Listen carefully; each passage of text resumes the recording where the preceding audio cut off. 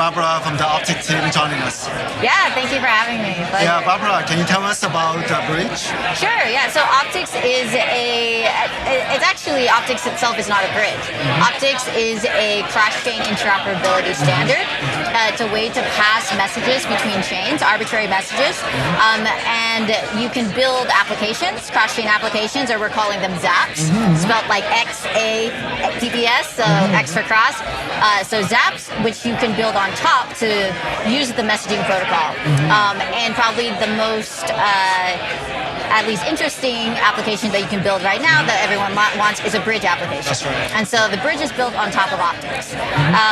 And so Optics leverages like the optimistic, like a fraud-proof design. And so we're able to be more gas efficient, but then there is going to be a fraud-proof window while you're waiting for your funds to be moved from, bridged over from one chain to another. Yeah. And congrats on the launch. Thank you. Yeah. You guys are busy leading into this week. Yes. So we launched on 3 chains initially. We're on Celo, Ethereum, and Polygon.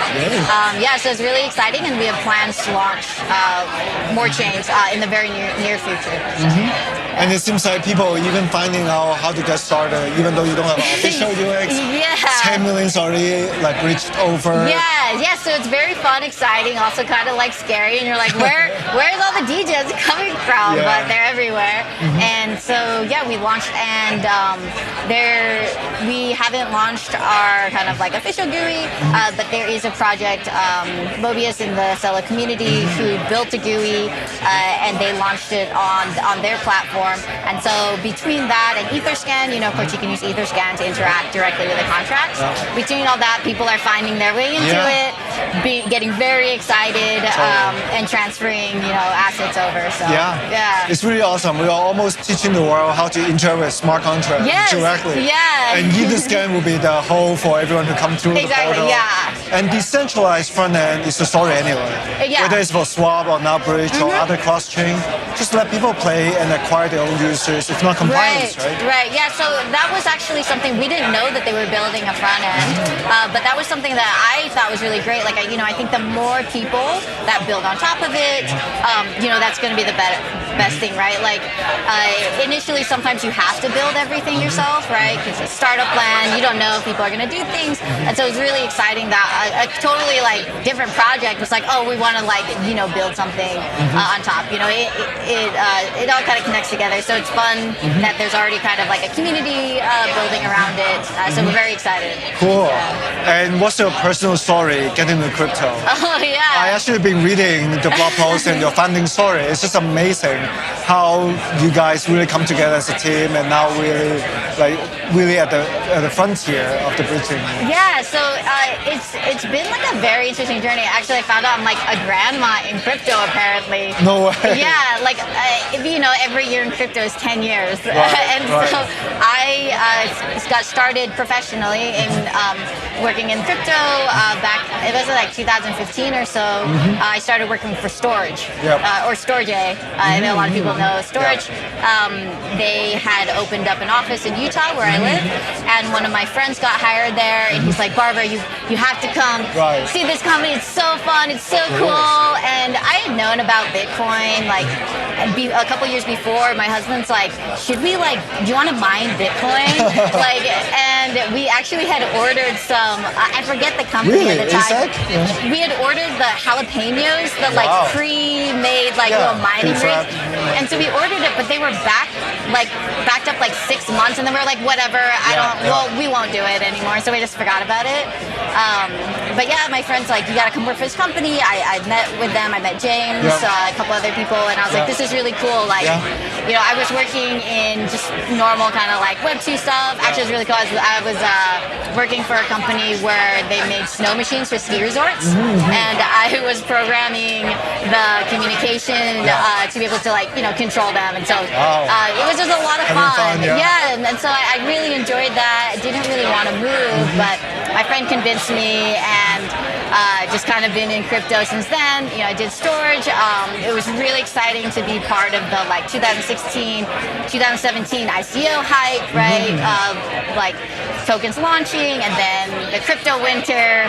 I've done consulting for a couple of companies, and then we co-founded Suma. Yeah, awesome.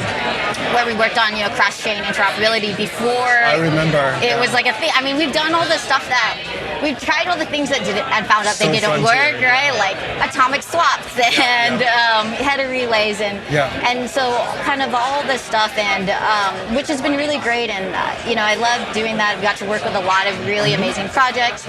You know, we worked with Near and Keep Network, and we also worked with Celo, which is how we kind of James knows them too, but that's kind of how like I worked a little bit with them. And then you know, Suma was great, but we kind of wanted to work for a company and like you know have work on a product, because we were really doing just bespoke solutions, which was great. You know, it's its own thing, it's different, and so we're like, let's you know, where can we go where we can like work on a product? And you know, we love the mission of Celo. My family is like immigrants to America, and my mother's Filipino, and like always sending money home, and it's such a pain to do. It's like inexpensive, and my mom's like such like a hustler. She has like she basically has her own system of like how to move money around. Wow. Yeah, before pre-crypto, right? Because it's just expensive and hard to move. So that was, I personally really love that mission of accessibility and everything. But you know, my heart I think is with like cross-chain, and just I'm very bullish on the entire ecosystem. I'm not a maximalist in any way. I'm just a chain maximalist, I guess. Exactly. Right? Yeah, working together. Yeah, just working together. And so that's so I was working on Celo and everything. But then we started the optics project, became a little bit more. And so yeah, we've got a great group of engineers, very talented. We have DevOps, which is amazing. If you've never had like a dedicated DevOps. Oh my goodness, so good. Yeah, so Connor Swan, he's our DevOps guy. Super funny on Twitter if you want to follow him. It's just like your buddy Connor. And we have Anna Carroll, Aaron Hales, and Ember Arling. So we just have like a great stack between like Solidity and Rust, you know, and of course James and Pranay. And so we're really excited to just like, yeah, it's a great team. It's a really fun project. Like people are very excited about it, and I think it's really exciting to be working in. It's like sexy now, right? Like interop, like it's like it is super sexy. Yeah. So I think we're just like in a good position. We have a lot of experience. Totally. Yeah. Wow. So we're excited to see where it all goes. So. Really, can't believe we were so early, but we are all still early. And I think that's the thing. People are like, I've missed the boat. I'm like, no, you haven't. Like, there's still so long, so much to go. Right? There's so many new things come out, but especially the bridge part, right? They mentioned there are like 80 bridges in production. Yeah, it's crazy. How to compare them with better framework, understand security. Yeah. You mentioned you are most of all engineer and builder, right? Taking the approach of optimistic, kind of roll approach to that, because like Ethereum doesn't even have a standard for BLS yet, right? And everyone already talking about how ZK can be better and what will be the long-term roadmap. What will be the transition? What will be the roadmap from now of a more optimistic approach to, would that be eventually even a fly climb BLS base or all the way to ZK that you can see? Yeah, I think a lot of it is just, are you familiar with, there's a great article about like the app infrastructure cycle of how, you know, for example, airplanes, right? Like when airplanes were first started, there weren't airports, right? But the invention of the airplane, we're like, oh wait, maybe we need to like have airports. So then they build the infrastructure for that. And then you have the infrastructure, and now it's like, oh, we can like, let's do bigger airplanes, right? And more, you know, let's have different routes. And then it's like, oh wait, now we need like air traffic controllers, and you need to communicate a whole industry around it. And so I think we're in this cycle with like cross-chain interoperability, which is, you know, we've had these apps apps and everything that have like driven toward people now realize and they feel the use case for like, oh, I do want, how do I move my stuff around, right? I want to do it in a frictionless way, like one-to-one. I don't want to have to go through anything. That's right. And so I think people are seeing why like they want it. Yep. But then you need to build, you kind of have the first layer of infrastructure. And once that's kind of built, we'll see another wave of like, people are like, oh, now I can do this, right? And that I think will inform a lot of the next kind of like steps. You know, of course, like some of this has to do with like what can you do with technology, right? Like we all work on create like computational things and everything. So I think I guess the path forward to that is just trying to be slightly ahead of it. Yeah. See what happens and like adopt, right? Yeah. Like that's the thing with crypto, which is fun. Is like I said, like we've done a lot of things that we thought would work and it didn't. And so I think we're going to continue to do that, right? Like what can you do now with the things that are available and the knowledge and people that you have and do it. And if it works, that's fantastic, right? And even if it works, it may not work next week because something's going to change. We really need to keep improving. So it's definitely kind of like I would love to answer that, but also like I think my answer is, you know, just to also to like be a little bit of like a thought leader in that area, right? And like a tech leader, and like here's what you could do, and just being able to adapt a little bit more as things come. So and so really, I guess the roadmap is have good people, just have amazing people that can do that and have a really good team. Keep building, right? Yeah. So that's exactly my last question. Coming in next 6 months, you definitely want to build actually more bridges to more blockchains, right?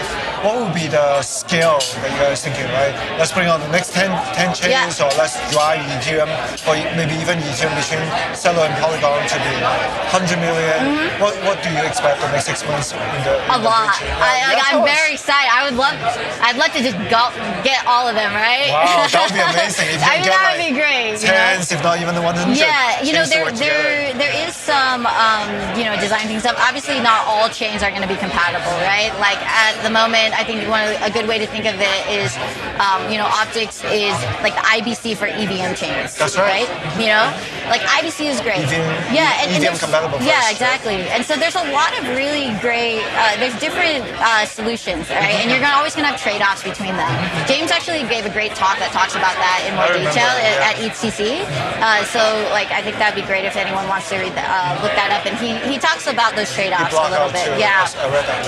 And so the bridges aren't going to be perfect, right? And you're always going to have to give something up, which you know, it's why we have so many layer 1s and layer 2s. You're going to have to give something up. There will be, and more bridges. Yeah. So, but I think what I would really love is that. Which is one reason why, like, is to have some sort of standard, right? Like, I think that's what I love about, I guess, the story around Optics is that Optics isn't a bridge, right? And you can do so much more than just bridging, right? It's just a general message passing. You could, you know, cross-chain. You want to like, you know, you could do. Someone was like, you know, what if you do like in the same network, right? In the sense of like Ethereum, you know, what if you just did something between Kovan and mainnet, right? That's like right. some sort of trade. That's really fun. Yeah. Right, because like, you know, Anna, one of our engineers was talking about, she's like, you know, testnet isn't useless. It's not worth zero. And typically the way that you need large amounts is hopefully you're popular enough, you tweet, you're like, hey, someone have Kovan? You want to send me Kovan? But not everyone has that. And I think there are times where people are like, you know what? I would pay money for Kovan, right? Like, let's say, I don't know. Yeah, like, right? So people will pay for it, but, and so I think those are like, there's like a lot of fun things that you could do. Maybe not useful. Actually, that could be useful, right? But maybe not useful, but just like there's experiments and as people. Infrastructure for people to experiment. Yeah, as people experiment, you'll come up with new ideas, right? Like, I think several years ago, we'd never be like, oh, let's build crypto kitties, right? But like someone built it and like people start thinking about like what can you do?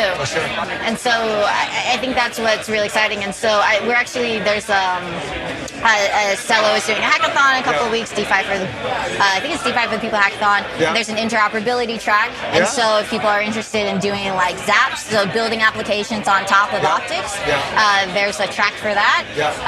And so, you know, you could do, if you wanted, you could do possibly like maybe price oracles or something, right? Like you don't even have to get a return message. You just want to like throw messages over. That's right. Like and maybe and see what happens, or do you want to build some sort of I don't know, really crazy like actual messaging protocol, right? Like expensive ass messages to talk to people. I don't know, right? You can do all sorts of weird stuff. Games, maybe you could secure. You can start taking advantage of the different parts of each chain, right? Like maybe you want to secure something on the most secure chain, but like transact on like a less expensive chain, right?